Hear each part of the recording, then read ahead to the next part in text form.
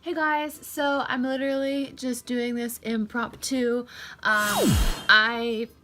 Literally just told you guys I was gonna do this once a week. That these vlogs, not vlogs, diary entries, whatever we're calling them, won't be consistent. But this is just something that I just finished doing, and I wanted to talk about it while it's still in my mind. And I apologize for what I'm wearing because today is a cozy, cold day. It is like literally 51 degrees outside. I'm gonna show you my little Christmas tree over there because it's cute. And it's gonna get down to like 44, if not lower, tonight. So, yay. What I wanted to talk to you about is something that I've briefly talked about, but not talked about in detail before.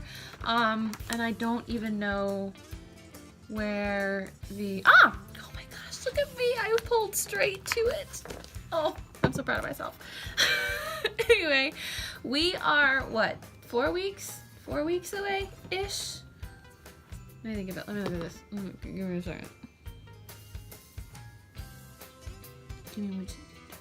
We are 1, 2, 3.5? Let me look at it again. 1, 2, 3.5 weeks away. Ah! Okay. We're 3.5 weeks away. And today I applied for us to get married, which sounds scary for some reason. It's scary and exciting to me. Literally, I have reread and reread and reread all the information I possibly can get my hands on just because I've been so nervous about screwing this up or not doing it right or blah, blah, blah, blah. Anyway, so my first introduction or step to how on earth to go about getting a marriage license was literally from the Knot. I mean, I knew it was something that I needed to go about doing and I would eventually read into, but the Knot literally put in their little wedding magazine that I highly recommend you get for either the season or that you get engaged or right when you're looking at getting married, and get like your areas. Like I got the Knot Florida. I suggest you get whatever area you possibly can, get that magazine for that season because it will help you a lot. One of them was this little part that I've marked off here. Make it legal. Central Florida marriage license requirements. And it has a very brief description of it, and then it's got several different counties that you can apply on. Are the websites on there? No, they're not. Okay. Well, I couldn't find this magazine this morning. It was under my computer, oddly enough. But I Googled it, and they actually explain it very, very, very easily. It is not that hard to do at all. I would, wherever you are getting married or applying to get married, double check on what the steps are. Because it's different for every state. I think it's even different for certain counties. I literally did not even know what county I was in. I know that's sad. I should know that. But literally, considering I just consider myself living at Disney World, and that's not a county, I needed to find something real and hardcore evidence of where I actually lived. So I looked up on a zip code area county search, and it told me what county we're in. And then I actually, what I did first is I went on the Knot website, and it actually listed, like for example, it says under Florida. Funny enough, that was the first one that area they listed. It's fee charged, but it's lower for Florida residents who have completed a premarital prep course. We're not going to do that. The waiting period is 3 days for Florida residents. It's waived if the mentioned course is taken. There's no waiting period for non-residents.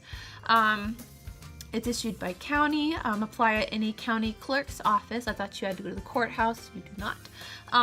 And the license is valid for 60 days. That means that you have 60 days to get married when you get it.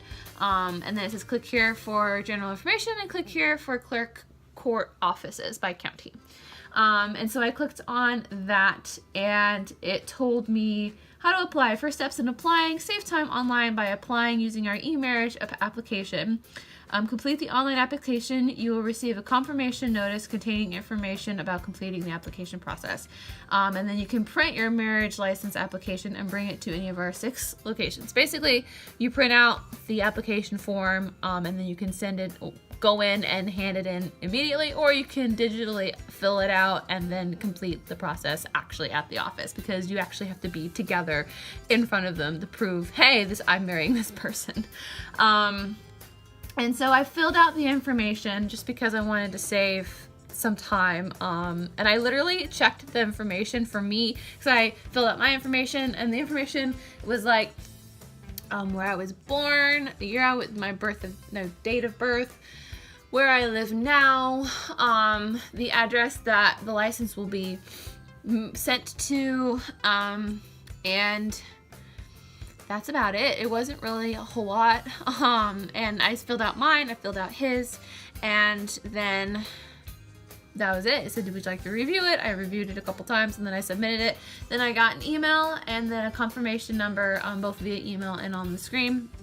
It said, congratulations, you've completed the first step in marriage license process. The application you filled out is not an actual marriage license. As a couple, you must both appear in person at the clerk's office to complete the application process within 60 days of today's date. So basically saying for me, I have 60 days from the moment I apply to go and get my marriage license, and then that marriage license is also valid for 60 days. Sorry about that. This is and this is the part that a lot of people are have been concerned about getting, I guess you used to have to get your blood drawn. You don't have to do that, at least for Florida. Thank God, because that would have been a huge milestone that I did not want to have to accomplish. And then it says that you do have to bring either a valid driver's license, a state identification card, a passport, or military identification. So one of any of those. And then your social security number. It used to be social security card. You don't need that anymore, which is good because I actually don't have one.